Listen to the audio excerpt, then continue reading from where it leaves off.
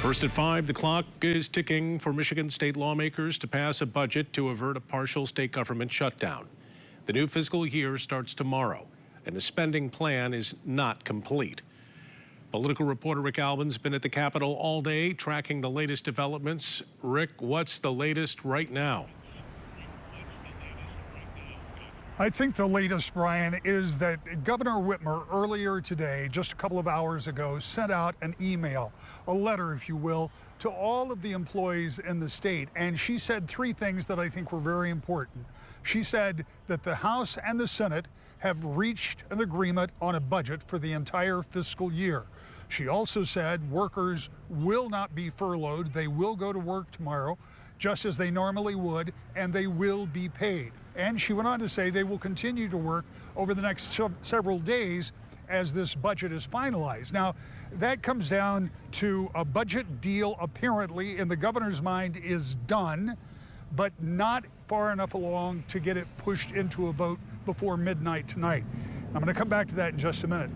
So what's going to happen to keep government running? We really don't know yet. There's been no official announcement. Something will have to be done. And one of the things that has been floating around was brought up by State Representative Carol Glanville of Walker. Representative, we have seen some motion today from the governor's office, and there may be some other things afoot. Tell me what you're hearing, what you know, and what you expect. So what I'm hearing right now is that we are dangerously close to an agreement on the budget, if not there. But we're going to need some time to get through the process because, you know, it just takes clock hours to get all of the details in place for folks to review all the language and things like this, right? So we're talking, I've heard talk of a continuing resolution. I think the governor did put out a press release about that, and that was something we were briefed on a little bit earlier today.